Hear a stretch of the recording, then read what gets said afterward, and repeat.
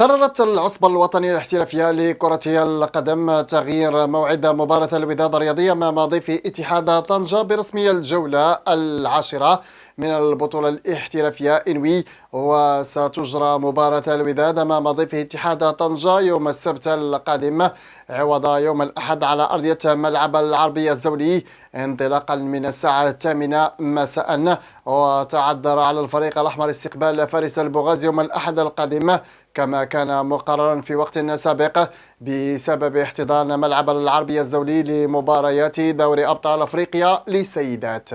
يستعيد فريق الوداد الرياضي خدمات اللاعب نسيم الشاذلي خلال مواجهة اتحاد طنجة برسم مباريات الجولة العاشرة من البطولة الاحترافية. ومن المنتظر أن يعود الشاذلي إلى تشكيلة الوداد بعد تعافيه من الإصابة التي كان يعاني منها على مستوى الفخذ. وغاب نسيم الشاذلي عن المباراة الأخيرة للفريق الأحمر أمام الفتح الرباطي والتي انتهت بفوز كتيبة الجنوب الإفريقي رولاني موكوينا بهدف دون رد من توقيع مواطنه مايلولا.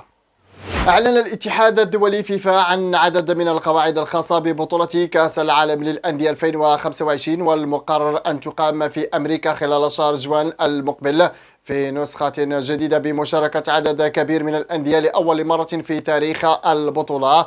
ونشر الاتحاد الدولي فيفا في بيان رسمي عبر حسابه على موقع التواصل الاجتماعي إكس: يجب على كل نادي إشراك أقوى وأفضل فريق له خلال مباريات البطولة، بالإضافة إلى أن فترة الانتقالات الجديدة لكأس العالم بين 1 والعاشر جوان 2025 وهي مسؤولية الاتحادات، مؤكدا على أن لكل فريق اصطحاب 35 لاعبا إلى كأس العالم للأندية، لكن يمكنهم إدراج 26 لاعبا كحد أقصى في كل مباراة. وذكر البيان: في حال قرر أي نادي الانسحاب من البطولة قبل 30 يوم أو أكثر من انطلاقها سيدفع غرامة 250 ألف يورو، وفي حال قرر أي نادي الانسحاب من البطولة بعد هذه المدة أو خلال البطولة سيدفع غرامة 500 ألف يورو. كما سيتم لاحقا تحديد طريقة التصنيف والقرعة وكل هذه التفاصيل المتعلقة بالبطولة.